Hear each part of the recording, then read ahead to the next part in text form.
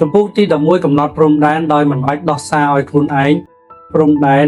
ឬ boundaries មិនមែនជារឿងដែលអ្នកត្រូវបញ្យល់ឡើយតែវាជារឿងដែលអ្នកត្រូវអនុវត្តក្នុងជីវិតប៉ុន្តែក៏មានមនុស្សភាគច្រើនជួបការលំបាកក្នុងរឿងនេះពួកគេមានអារម្មណ៍ថាត្រូវតែដោះសារឲ្យរាល់ការសម្រេចចិត្តធ្វើឲ្យរាល់ការបដិសេធមានភាពទន់ភ្លន់និងត្រូវប្រកាសថាគ្រប់គ្នាស្វែងយល់ពីហេតុផលរបស់ពួកគេនិយាយថាយល់ព្រមនៅពេលដែលក្នុងចិត្តចង់និយាយថាទេមិនមែនមកពីពួកគេយល់ស្របទេតែមកពីពួកគេចង់គេចចេញពីភាពមិនសំណុកចិត្តហើយតាមរយៈការធ្វើបែបនេះពួកគេសន្សំបោះបង់ការគ្រប់គ្រងលើពេលវេលាថាមពលនិងសន្តិភាពរបស់ពួកគេការពិតគឺថារាល់ពេលដែលអ្នកបញ្យល់ពីព្រំដែនរបស់អ្នកខ្លាំងពេកអ្នកកំពុងតែធ្វើឲ្យវាចុះខ្សោយមិនមែនមកពីហេតុផលរបស់អ្នកខុសឡើយតែមកពីអ្នកកំពុងផ្ញើសញ្ញានៃភាពមិនច្បាស់លាស់អ្នកធ្វើឲ្យវាហាក់ដូចជាការសម្រេចចិត្តរបស់អ្នកគឺជាអ្វីដែលគេអាចពិភាក្សាដេញដោលបានហើយនៅពេលមនុស្សដឹងពីរឿងនោះពួកគេនឹងរុញច្រានពួកគេសួរដេញដោលប្រពលជាយាមចរចាអ្វីដែលគួរតែជាព្រំដែនដ៏ច្បាស់លាស់និងសាមញ្ញបែរជាខ្លាយជាការសន្ទនាដ៏វែងឆ្ងាយដែលពោរពេញដោយសម្ពាធនិងការស្ទាក់ស្ទើរការកំណត់ព្រំដែនដោយមិនបាច់ដោះសារត្រូវការផ្លាស់ប្ដូរផ្នត់គំនិតអ្នកត្រូវតែយល់ថាពេលវេលានិងធម៌ពលរបស់អ្នកមិនមែនជាធនធានសាធារណៈឡើយអ្នកមិនត្រូវការការអនុញ្ញាតដើម្បីការពារពួកវាឡើយអ្នកមិនត្រូវការការយល់ព្រមដើម្បីសម្រេចចិត្តថាអ្វីដែលអ្នកនឹងទទួលយកឬមិនទទួលយកឡើយហើយសំខាន់បំផុតគឺអ្នកមិនចាំបាច់ធ្វើឲ្យគ្រប់គ្នាសនុកចិត្តជាមួយនឹងការសម្រេចចិត្តរបស់អ្នកឡើយ Brandon Lewis ធ្លាប់ជួបការលំបាកក្នុងរឿងនេះខ្លាំងជាងអ្វីដែលគាត់បានគិតគាត់ធ្វើការជាអ្នកប្រឹក្សាយោបល់ដែលត្រូវគ្រប់គ្រងអតិថិជនច្រើនក្នុងពេលតែមួយការងាររបស់គាត់តម្រូវឲ្យមានការប្រស្រ័យទាក់ទងភាពបត់បែននិងការឆ្លើយតបលឿននៅដើមដំបូងគាត់មានមោទនភាពចំពោះការដែលខ្លួនតែងតែទំនេរសម្រាប់គេជានិច្ចគាត់ឆ្លើយតបលឿនទទួលយកសំណើបន្ថែមនិងកែសម្រួលការវិភាគរបស់គាត់ព្រោះពេលដែលគេត្រូវការអតិថិជនពេញចិត្តនឹងការលះបង់របស់គាត់ហើយរឿងនោះបានពង្រឹងអាកប្បកិរិយារបស់គាត់ប៉ុន្តែយូរទៅការទាមទារកាន់តែច្រើនឡើងអតិថិជនចាប់ផ្ដើមរំពឹងចង់បានការឆ្លើយតបភ្លាមៗសូម្បីតែនៅក្រៅម៉ោងធ្វើការសំណើកាន់តែញឹកញាប់កាន់តែបន្ទាន់និងច្រើនតែមិនសមហេតុផល Brandon ឃើញខ្លួនឯងធ្វើការដល់យប់ជ្រៅលះបង់ពេលវេលាផ្ទាល់ខ្លួននិងមានអារម្មណ៍ថាធ្វើការមិនដែលទាន់គេឡើយទោះបីជាមានសម្ពាធបែបនេះក៏ដោយគាត់នៅតែពិបាកនឹងនិយាយថាទេនៅពេលអតិថិជនសុំអ្វីបន្ថែមគាត់យល់ព្រមទោះបីជាវាធ្វើឲ្យការវិភាគរបស់គាត់រញ៉េរញ៉ៃក៏ដោយ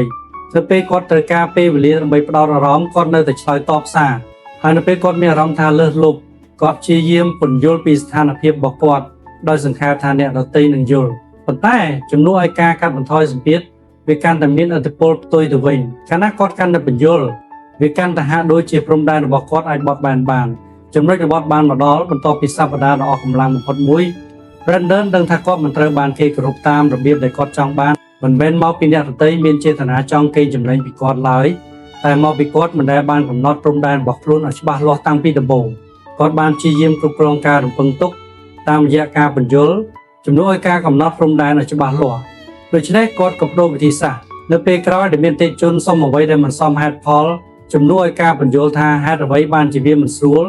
គាត់ឆ្លើយតបយ៉ាងខ្លីនិងត្រង់ទៅត្រង់មកគាត់និយាយថាខ្ញុំមិនអាចទទួលធ្វើរឿងនេះបានទេនៅពេលនេះខ្ញុំអាចដាក់ការវិភាគវាសម្រាប់សប្តាហ៍ក្រោយគ្មានការបញ្យល់វែងឆ្ងាយគ្មានការដោះសារដ៏លម្អិតគឺគ្រាន់តែជាការអះអាងដ៏ច្បាស់លាស់មួយដំបូងឡើយវាមានអារម្មណ៍ថាមិនស្នុកចិត្តឡើយពីការភ័យខ្លាចថាអតិថិជនអាចនឹងមានប្រតិកម្មអវិជ្ជមានខ្លាចថាគាត់អាចនឹងបាត់បង់ទំនាក់ទំនងប៉ុន្តែរឿងដែលមិននឹកស្មានដល់បានកើតឡើងអតិថិជនបានទទួលយកវា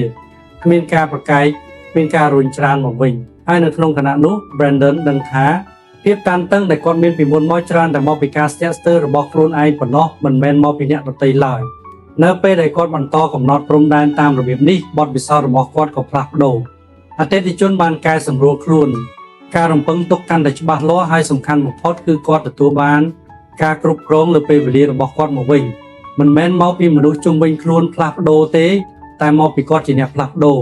នេះគឺជាអ្វីដែលកើតឡើងនៅពេលអ្នកជប់ដោះសារឲ្យព្រំដែនរបស់អ្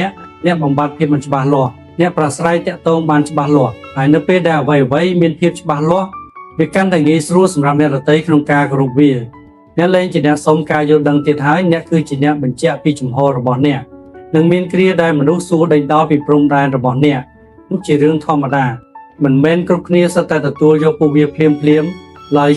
ជាពិសេសប្រសិនបើពួកគេធ្លាប់ជួបអ្នកក្នុងកំណែចាស់ពីមុនប៉ុន្តែ វាមិនមែនមានន័យថាអ្នកត្រូវការបញ្យល់ឲ្យច្រើនជាងមុនឡើយវាមានន័យថាអ្នកត្រូវរក្សាភាពនឹងណឬ consistency ឲ្យបានខ្ជាប់ខ្ជួនភាពនឹងណគឺជាអ្វីដែលបដូរព្រំដែនឲ្យទៅជាស្តង់ដារបើសិនបើថ្ងៃនេះអ្នកនិយាយថាទេហើយថ្ងៃស្អែកអ្នកនិយាយថាយល់ព្រមនោះព្រំដែននឹងបាត់បង់អត្ថន័យរបស់វាប៉ុន្តែប្រសិនបើអ្នកនៅតែនឹង novel មនុស្សនឹងរៀនពីអ្វីដែលគេត្រូវរំពឹងទុកហើយយូរទៅការរំពឹងទុកនោះនឹងក្លាយជាការគោរពវាជារឿងសំខាន់ផងដែរដែលត្រូវយល់ថាការកំណត់ព្រំដែនអាចនឹងបង្កើតឲ្យមានភាពមិនសនុកចិត្តទាំងសម្រាប់រូបអ្នកនិងសម្រាប់អ្នកដទៃប៉ុន្តែភាពមិនសនុកចិត្តមិនមែនជាសញ្ញាថាអ្នកកំពុងធ្វើខុសឡើយតែវាជាសញ្ញាថាអ្នកកំពុងធ្វើអ្វីដែលខុសពីមុនហើយភាពខុសគ្នាដែលអ្នកចង់បានគឺចាំបាច់ណាស់ប្រសិនបើអ្នកចង់ផ្លាស់ប្ដូរបទពិសោធន៍របស់អ្នកមិនអាចមានសន្តិភាពបានឡើយប្រសិនបើគ្មានព្រំដែនហើយអ្នកមិនអាចមានព្រំដែនរឹងមាំបានឡើយប្រសិនបើអ្នកនៅតែព្យាយាមដោះស្រាយពួកវាជានិច្ចនៅចំណុចណាមួយអ្នកត្រូវតែទុកចិត្តលើការសម្រេចចិត្តរបស់ខ្លួនឯងអ្នកត្រូវតែទទួលយកថាមិនមែនគ្រប់គ្នាសុទ្ធតែយល់ស្របឡើយ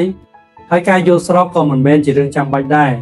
នៅពេលក្រោយដែលអ្នកមានអារម្មណ៍ថាត្រូវការបញ្យល់ពីខ្លួនឯងចូលឈប់បន្តិចសួរខ្លួនឯងថាតើការបញ្យល់នោះចាំបាច់ពិតប្រាកដមែនឬវាមកពីអារម្មណ៍មិនសនុកចិត្តហើយបើសិនបើវាមកពីអារម្មណ៍មិនសនុកចិត្តចូលសាកល្បងអ្វីដែលខុសពីមុននិយាយអ្វីដែលអ្នកត្រូវនិយាយច្បាស់លាស់និងស្ងប់ស្ងាត់រួចទុកវានៅទីនោះចុះពីព្រោះនៅទីបញ្ចប់ព្រំដែនមិនមែនជារឿងគ្រប់គ្រងអ្នកដទៃឡើយពួកវាជារឿងគ្រប់គ្រងខ្លួនឯងពេលវេលារបស់អ្នកធម៌ពលរបស់អ្នកនិងការផ្ដោតអារម្មណ៍របស់អ្នកហើយនៅពេលអ្នកកំណត់ពួកវាដោយមិនបាច់ដោះសារអ្នកនឹងបង្កើតលំហដែលអ្នកអាចធ្វើអ្វីបានដោយភាពច្បាស់លាស់ទំនុកចិត្តនិងការគោរព